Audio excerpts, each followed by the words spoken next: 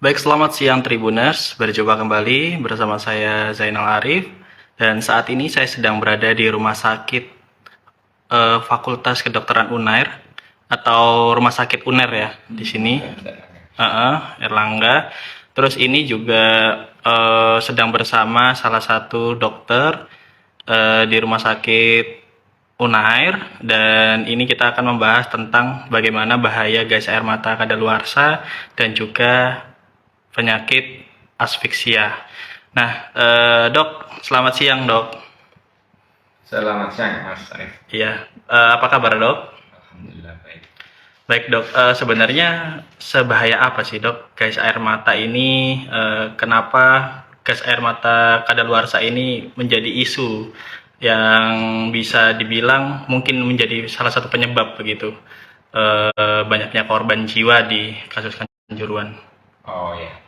Jadi kalau sebelum kita membahas itu sih kita kembali kepada ini ya, apa namanya, kalau boleh dibilang definisinya atau menduduk permasalahannya itu didudukan secara proporsional yang benar gitu. Jadi kan sebenarnya kalau kita bicara tentang pengaruh uh, pajanan atau paparan gas itu kan, itu kalau secara medis kita menyebutkannya suatu inhalation injury atau jejas inhalasi. Jadi inhalasi itu kan proses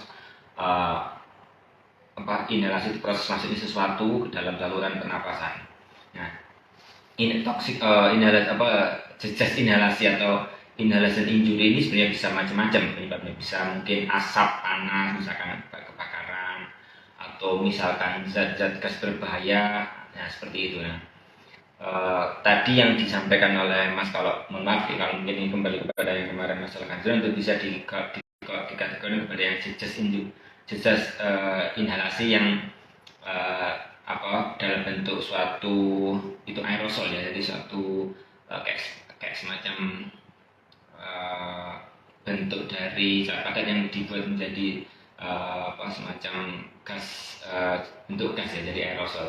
Nah, itu ada dua sebenarnya kalau kita bicara tentang masalah itu. Ada gas yang sifatnya itu iritan atau membuat ada timbulnya iritasi di dalam tubuh. Satunya lagi yang tadi Mas sebut inhalasi asfiksi itu. Jadi ada dua, yang satunya itu sifatnya bersifat iritan, satunya lagi bersifat asfiksi. Nah, yang kemarin di proses di Kanjuruhan itu termasuk yang zat yang bersifat iritan.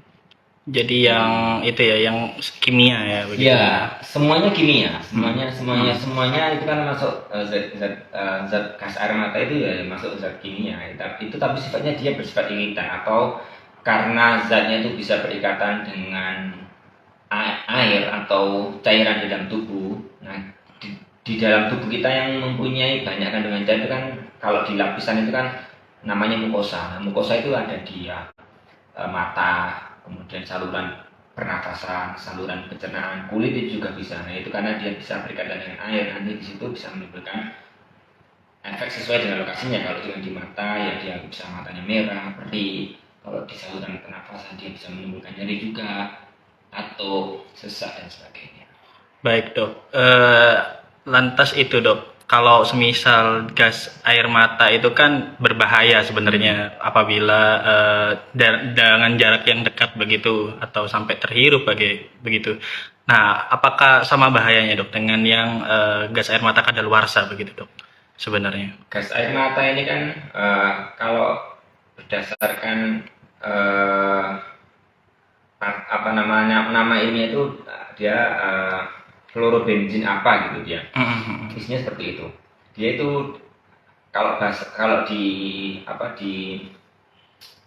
kadang disingkat sebagai CS. CS itu sebenarnya singkat kependekan dari penemu si gas ini atau gas air mata ini sekitar tahun 1920-an, 28 kalau nggak salah saya ingat. Itu ada dari Inggris kalau nggak salah, Colston sama Stockton. Jadi CS ini namanya dia disebut sebagai gas CS, itu kan kependekan dari itu. Nah, itu sudah sebenarnya partikel, kalau pas dalam dia bentuk padat itu partikelnya berbentuk besar putih. Nah, kemudian dia diubah tadi yang saya bilang, makanya dia berubah menjadi suatu bentuk aerosol, atau bentuk seperti kalau misalkan kita nyemprot kayak penyampai aerosol seperti itu. Secara teori gas air mata ini atau CS ini kalau dia berikatan dengan air, di mana air di dalam saluran tubuh itu ditemukan di mukosa itu, tadi itu seperti saya sebutkan bisa menimbulkan bahaya itu. Sifatnya sih karena dia itu merangsang, otomatis secara normal kalau orang itu menghirup atau terkena gas air mata ini atau tir gas ini, itu dia pasti akan menyebar. Permasalahan pasti akan meninggalkan yang ada itu ya. Permasalahannya kalau itu terjadi di suatu tempat yang tertutup, itu berpotensi untuk menimbulkan bertemunya gas air mata ini dengan saluran pernafasan katakanlah seperti itu lebih lama. Normalnya sih sebenarnya kalau orang terkena gas air mata dan dia cepat menghindar, dalam hitungan 20 menit ya sebenarnya efeknya bisa kurang. Jadi misalkan terpajang ya kira-kira 10 detik misalkan ya terkena gas air mata, kemudian si korban ini menghindar, dalam hitungan 20-30 menit itu sebenarnya efeknya bisa menghilang. Sehingga kalau misalkan dalam suatu keadaan di mana dia terpajan atau terpapar lebih lama dengan gas itu, maka efeknya ya bisa lebih berat. Efek lebih beratnya ini saya tidak bermaksud untuk menjustifikasi apa yang dikanjurkan, tapi teorinya sih kalau tidak dalam orang tersebut itu tidak terkena dalam satu waktu yang mungkin cukup lama, mungkin kecil, mungkin efek sampai menimbulkan kematian. Tapi saya nggak tahu karena hasil saya nggak tidak ini. Nah, sekarang dikembangkan kalau misalkan ternyata oh ya misalkan kemarin temuannya itu ada gas kadaluarsa. Tapi menarik juga loh, di luar negeri pun sebenarnya kejadian penggunaan gas air mata ini itu bukan hanya di Indonesia saja yang kadaluarsa itu. Di Hong Kong, di India, dimanapun kalau ada protes demonstrasi itu tidak jarang yang menggunakan gas itu kadaluarsa.